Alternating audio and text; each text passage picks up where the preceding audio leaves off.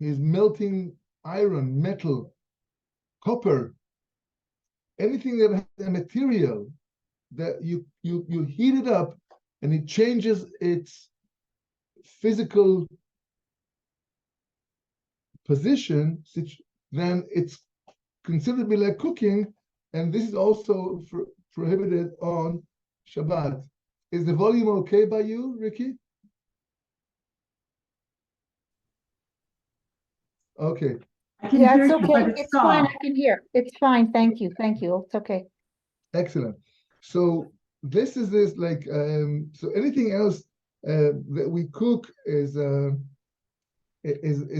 not supposed to change, as we said, change the position of chomer, of material, because of heat.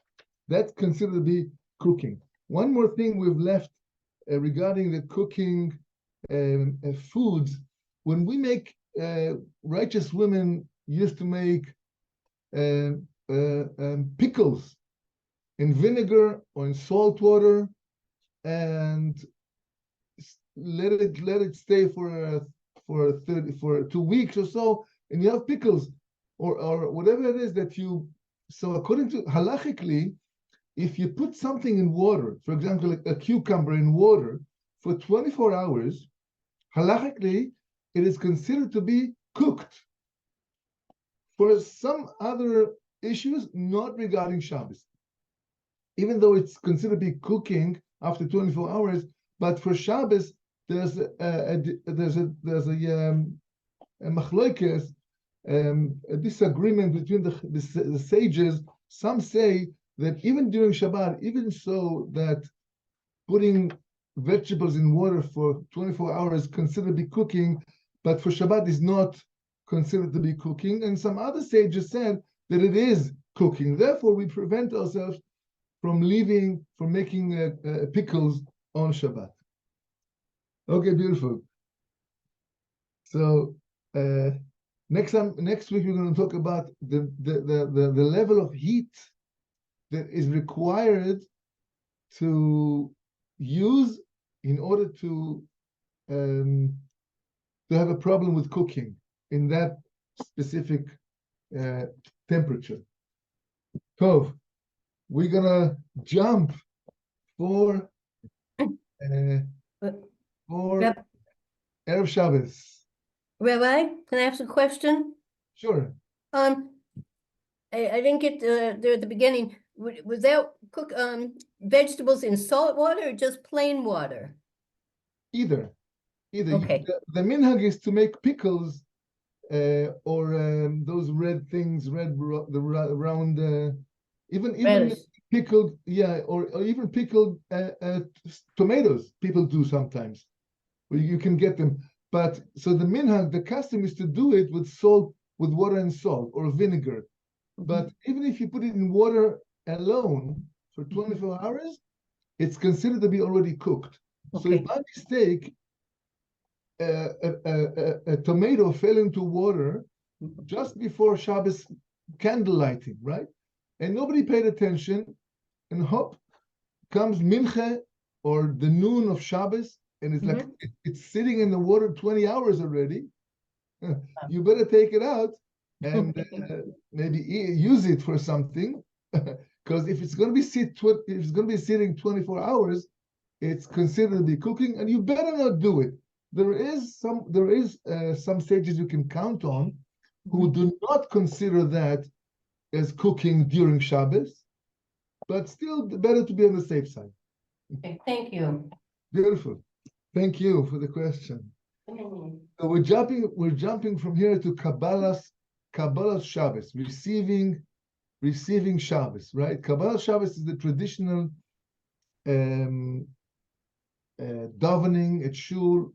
Friday afternoon, we go to shul, or some of us run to shul. Depends on your fortune, on your good luck. If you have good luck that day, you walk peacefully to shul after mikveh, dressed with your Shabbos clothes, tranquil and slow, prepare for mincha of Erev Shabbos. If you're not so fortunate, then you run from the mikveh, you make sure your pants are clean, run, put the Shabbos clothes and run to shul. But still, when Shabbos comes in, no doubt that all of us, the runners or the walkers, we are all coming into that softness of holy, beautiful, sweet Shabbos Kodesh.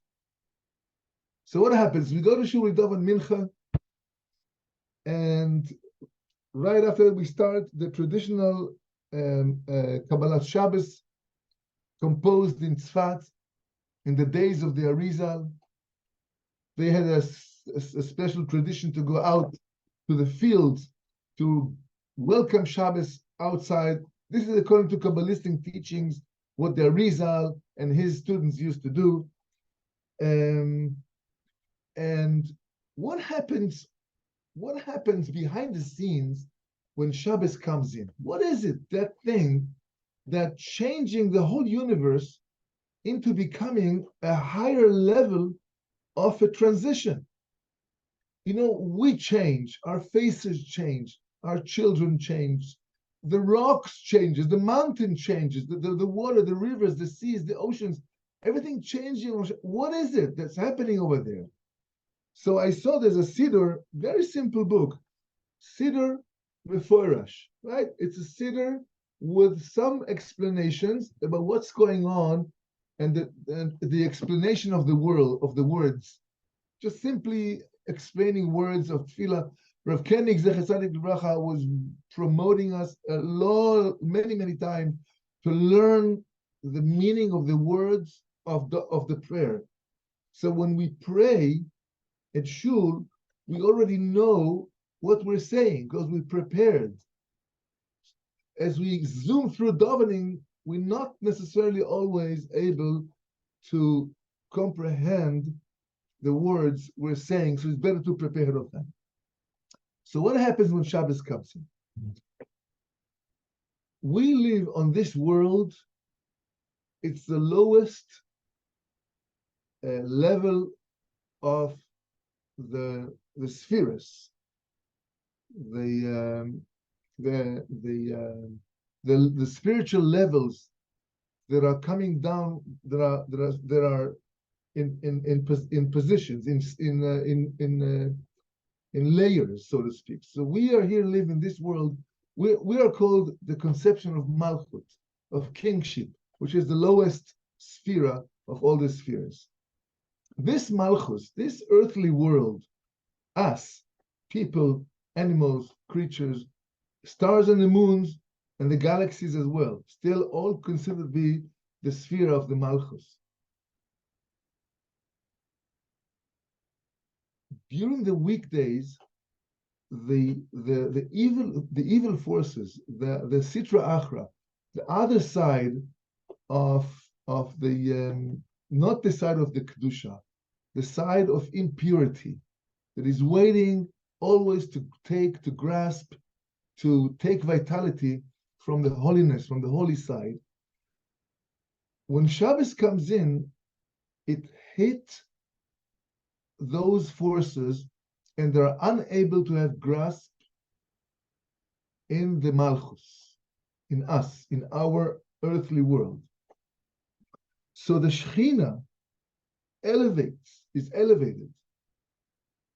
In some other Kabbalistic teachings, the Shechina HaKdosha, the divine presence of God here, the dwelling of the holiness of Hashem in this world, is also called Malchus. But for one way or another, this concept of Malchus is disconnected from the evil forces, from the Sitra Achra, from the forces of negativity. And it's like they're getting like shocked and they're unable to operate. The judgments, because of that, are no longer grasping. We're free from that because the Shechina, the Malchus, can now elevate herself. Furthermore, it's some kind of a cosmic thing. That minute when Shabbos comes in, sunset of Friday afternoon, when we all like craving and wanting and longing to Hashem to receive holiness of Shabbos, Kedusas Shabbos, new face. We're wearing our best garments, our best clothing, which also helps us to elevate ourselves from the mundane. So, and because the evil forces are left aside, and the Shekhinah, Akdosha, can feel freed. She gets freed from the chains, from the handkerchiefs, from the ropes that are tied on the hands of the Holy Shekhinah, so to speak, and all the external forces are ceased, and the owners of judgments are pushed aside, have no grasp, no control, and the face of the Shekhinah lit up at that time. And when the faces of the Shekhinah are lit up, since we, as Yidden, we are a part of the Shekhinah, our souls, each of us have a Jewish, Yiddish, holy, beautiful soul that comes from the Holy Shekhinah. The divine presence is the source of Neshamas. And from that we receive a new baby who is getting born, gets his Neshama from that place underneath the throne of glory, so to speak. And there is the container, so to speak, of Neshamas, of souls. And from there, every time, a new soul coming down to the world, to a new baby. So since we are as Yidden coming from the Shekhinah, we're sourced in the Shekhinah. When the Shekhinah gets elevated, and the face of the Shekhinah is shining, glittering up with a superior light, and she glorified. The Shekhinah is like proud of us because we're no longer connected to the evil forces. Then each one of us is getting another portion of Neshama from the Shekhinah. That's how it explained.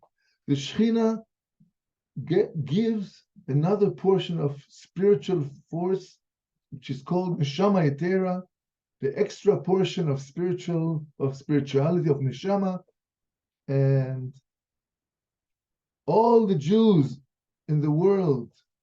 And when I'm saying all the Jews of the world, I'm meaning literally all the Jews in the world, regardless of their position, of their grasp of keeping Shabbos. Yes, of course, those who keep Shabbos, those who prepare for Shabbos, those who respect Shabbos will get a higher portion of ruchnius, of spirituality, of lebedik, of simcha, of joy. But every Jew in the world, wherever he is, whatever he does, will get that some kind of a elevation to his soul. Again, in the measure that he prepares, that's how he's going to get. It's minor. I wouldn't say minimum, because when talking about souls, there's nothing like a minimum soul. A soul is like the whole world can hold one soul. But still, all of Am Yisrael are crowning. They're getting, so to speak, a crown of extra neshama, and then we're prepared to the Baruch Hu.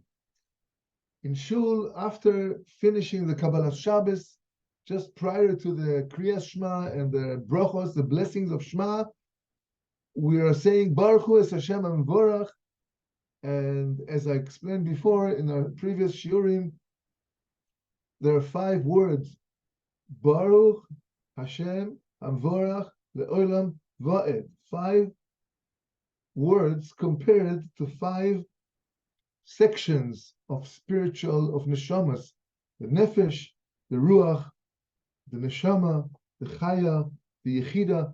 These are all explanations to our neshama. We hopefully, Mitzvah Hashem, we're going to get to that at a certain point when we become Kabbalistic knowledgeable, we're going to do that.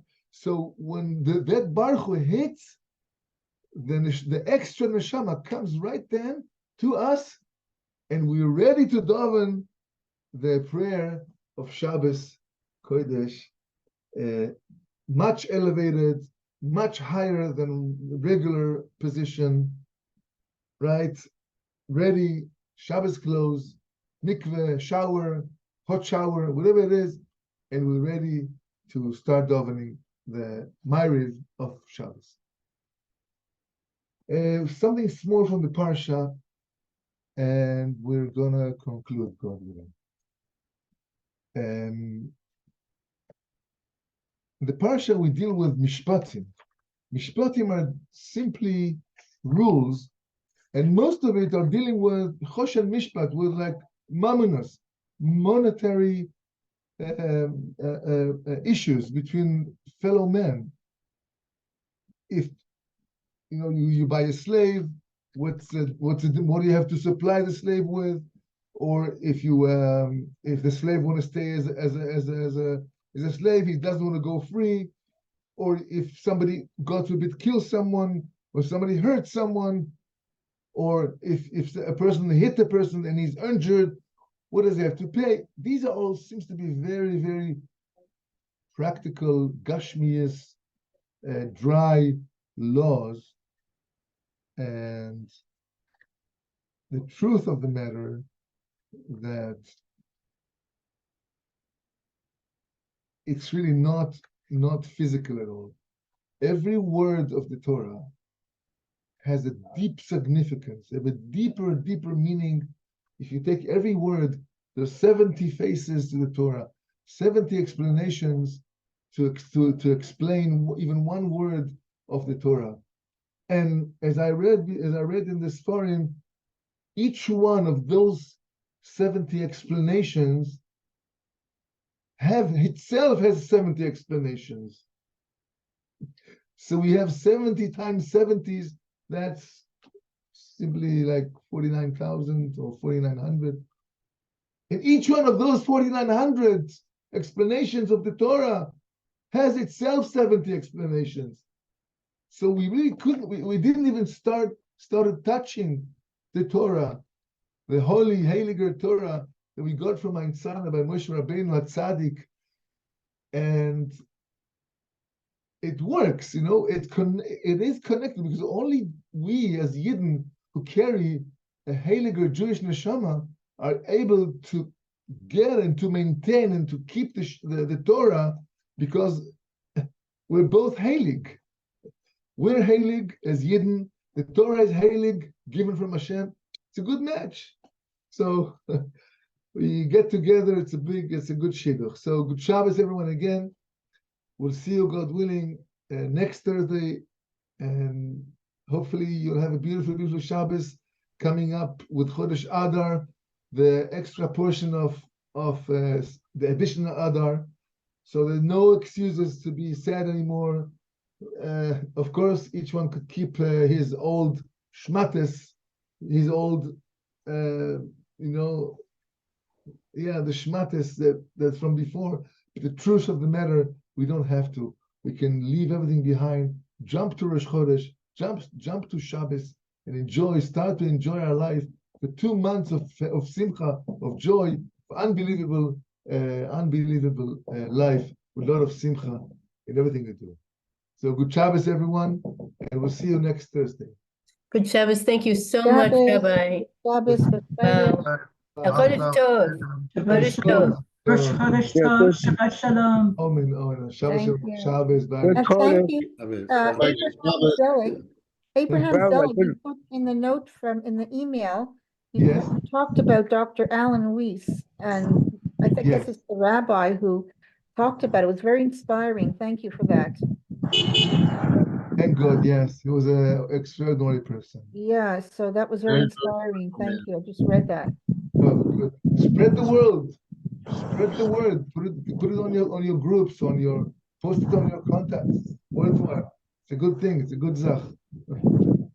Thank you.